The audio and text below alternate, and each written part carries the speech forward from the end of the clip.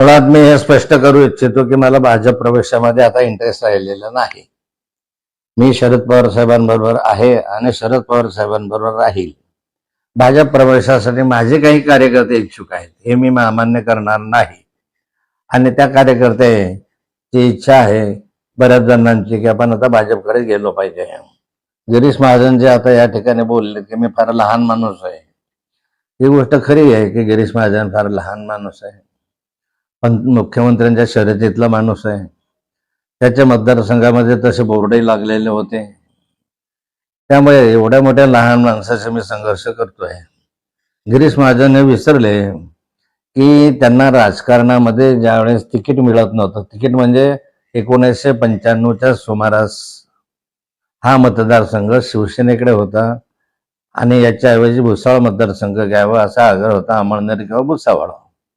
त्यावेळेस भुसावळ मतदारसंघ शिवसेनेकडून भाजपकडे घ्यावा असा आग्रह त्या कालखंडामध्ये अनेकांनी धरला होता. परंतु मी आग्रह धरला होता की गिरीश महाजन चांगला कार्यकर्ता आहे आणि गिरीश महाजनला जामनेर विधानसभा क्षेत्रामध्ये उभं केलं पाहिजे. त्यासाठी हा मतदारसंघ बदलूया. जो जामनेर शिवसेनेचा आहे तो भाजपला घ्या आणि जो भुसावळ भाजपचा आहे तो शिवसेनेला द्या.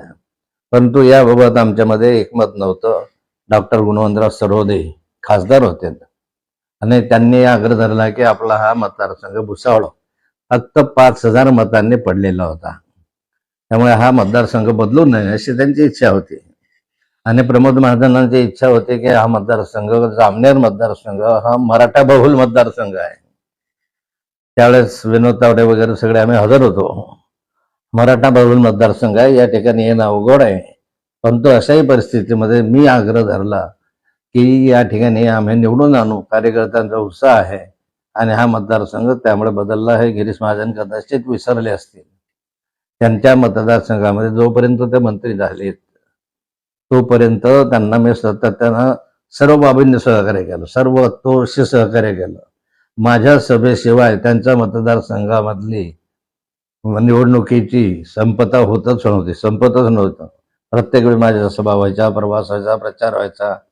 त्यामुळे गिरीश महाजनांनी हे लक्षात ठेवलं पाहिजे की नाथाभाऊन तुझ्या मोठ्या उदाहरणामध्ये, नाथाभाऊंचं योगदान तुमच्या मोठ्या उदाहरणाने मोठं आहे.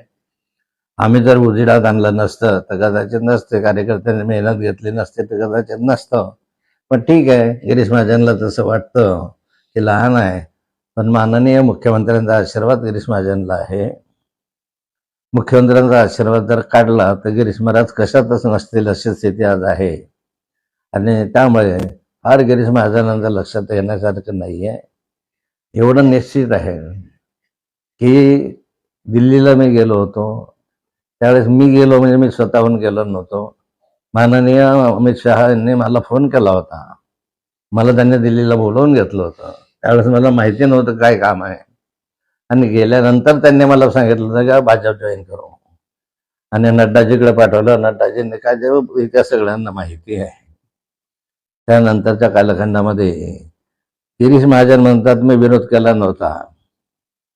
त्यांनी विरोध केला नसेल, पण वरच्यांनी जे मला सांगितलं त्या कालखंडामध्ये ते म्हणाले आपको अगर प्रवेश देंगे तो भाजप के लोकल लोग आपसे पार्टी बोल रहे कि हम काम नहीं करेंगे, हम सीट गिरा देंगे, ऐसा वो ब्लैकमेल कर रहे हैं, इसलिए आप लोकसभा में हमारा काम करो, बाद में देखते हैं असं त्यांनी म्हटलं होतं. मग ब्लॅकमेल कोण करत होतं?